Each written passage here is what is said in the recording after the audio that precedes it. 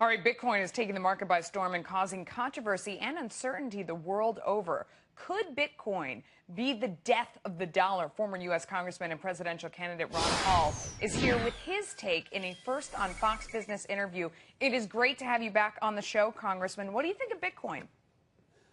Well, I think it's a mystery to a lot of people, and there's a lot of mystery associated with it it's to me as well, because I can't quite describe to you exactly what a Bitcoin looks like or what it's all about. But it's an interesting phenomenon, and it's very attractive to the libertarians because it sort of fits this category of competing currencies.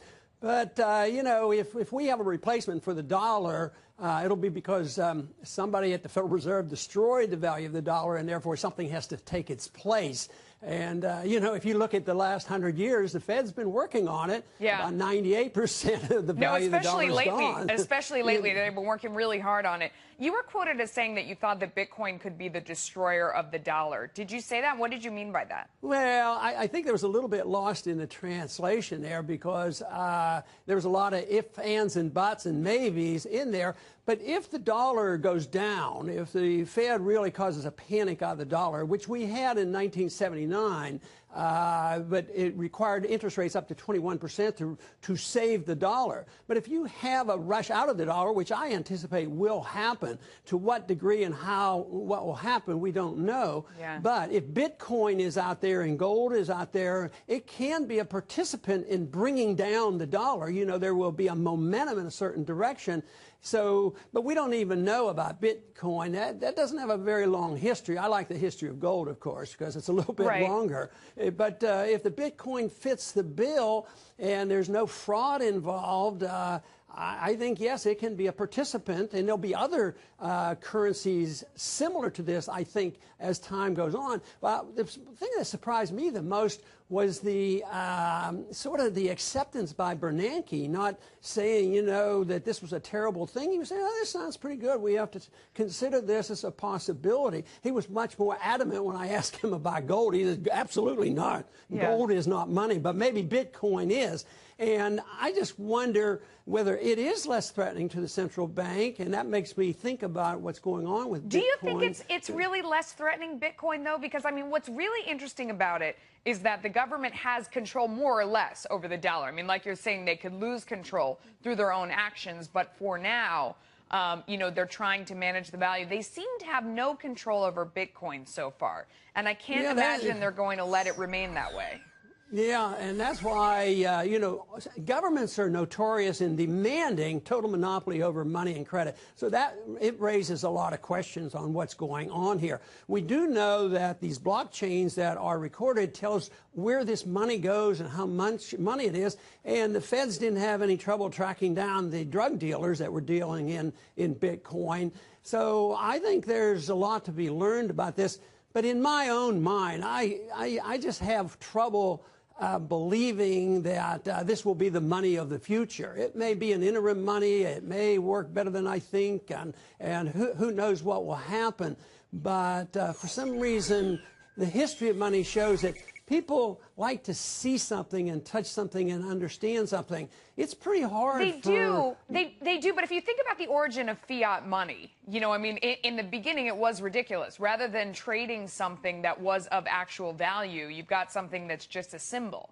It's not that big of a leap. I mean, this, like you say, it exists digitally in your digital bank account. Yeah, but Melissa, you skipped one step. No, they didn't go from barter to fiat money. No, gold. This is one thing. This is one thing about Austrian economics. It always says that money has to originate in the marketplace as a commodity and work its way through. Then the commodity money became fiat money. But you don't have any currency that just comes up as a fiat currency. It has to have something behind it. So the question is, will the limitation on the number of Bitcoins out there give that type of stability to the currency? And I don't think the evidence is in yet which way it's going to go. But I'm a strong believer in competing currencies. I've written about it. I've written, you know, proposed laws to allow competing currency. And right now, this might fit the bill. but I'm not predicting that Bitcoin will come out in top, but it may be a major participant, and it's getting a lot of attention, and I sort of enjoy the discussion. You used a word that is Bitcoin's main problem, which is stability. I mean, is there something that they could do? Is that the key to making Bitcoin more reliable, more acceptable to more people? Because while I think it's interesting and believe in the concept, I would not personally want to put any money that I wasn't, very comfortable with losing into Bitcoin. Could they make it more stable, or would that ruin the underlying premise?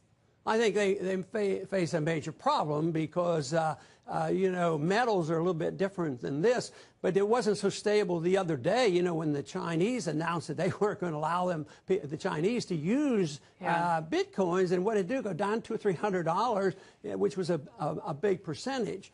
But now stability is very difficult. As for fiat money, is never going to be stable. It's always going to deteriorate. A Bitcoin is quite a bit different. It's something that's come about in the modern age. It's waiting to see. But I'm like you. I'm not buying any Bitcoins, putting them in my shoebox. Before we run out of time, I want to ask you real quick. How do you think that this is all going to end with the Fed? I mean, they have brought in unusual measures that we've never seen before. A lot of people think inflation is around the corner, and when it comes, it will be runaway. Do you think that? How do you think this all plays out, everything that's happened with quantitative easing? Well, from an Austrian economic school viewpoint, you already have the inflation. Inflation means when the supply of money is massively increased, and it's out there.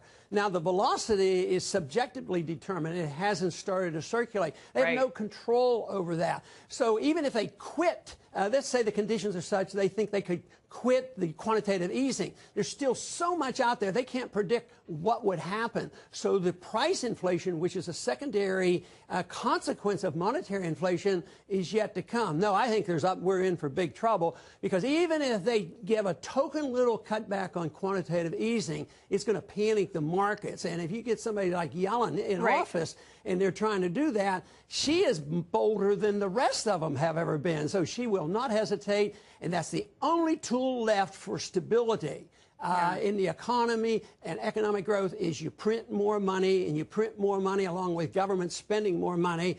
And there is a limit to that, and that is what I've been saying, and I'm sure they cannot solve our problems by doing the same thing that created our problems. Congressman, we're out of time. Will you come back, because I want to talk to you more about that topic. We didn't have enough time on the Fed. Will you come back and do more with me?